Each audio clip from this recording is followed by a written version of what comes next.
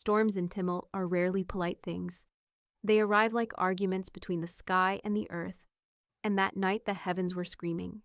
The wind hit the cottage first. It rattled the shutters hard enough to make the walls shudder, as if something enormous had struck the house with a careless hand. Rain followed in sheets, slamming against the roof and hissing through every crack in the warped boards. Inside, the room smelled of blood, wet wool, and fear. Mara clutched the edge of the narrow bed, knuckles bone white. Sweat slicked her dark hair against her face, and each contraction bent her nearly double. The candle on the bedside table flickered wildly with every gust that forced its way through the gaps in the walls. Her husband paced like a trapped animal. "Something's wrong," he muttered for the 10th time. "Of course something's wrong," the midwife snapped without looking up. Old Ketta's hands were red to the wrists as she worked, sleeves rolled to the elbow. Babies come when they come, storm or no storm. Thunder cracked so violently overhead that the cottage trembled.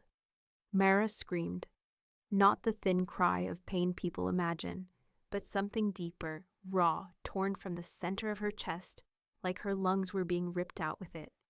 The midwife froze. For a moment the room went unnaturally still. Even the wind seemed to hesitate. Then lightning flashed through the window, bright enough to turn the world bone white. And in that flash, the midwife saw something she did not like. "Push," Ketta said quietly. Mara did. The first child came into the world with a wet, choking cry. Ketta caught the girl and quickly wrapped her in cloth, but the midwife's hands paused when she looked at the child's eyes. They were open. Newborns almost never open their eyes so quickly, but this one stared directly into the candlelight.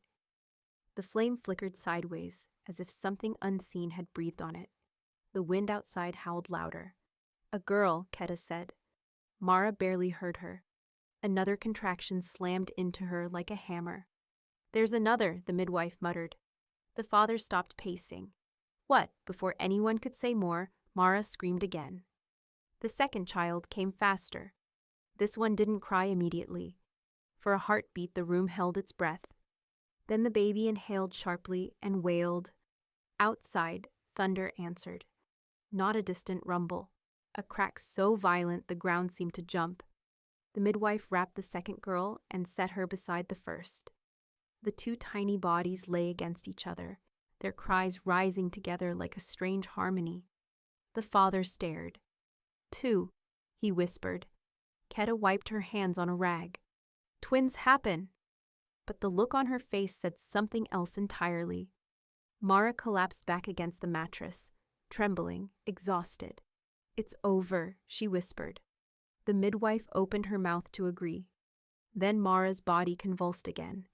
Ketta's eyes widened. "No," she said under her breath. The third contraction came like a breaking wave. Outside, the storm reached a fever pitch. Rain slammed against the roof hard enough to sound like thrown gravel. Lightning strobed through the window again and again, each flash painting the room in cold white light. "Push," Ketta said, suddenly tense. Mara didn't have strength left for a scream. Only a ragged gasp, but she pushed, and the third child slid into the midwife's hands. At that exact moment, lightning struck somewhere very close.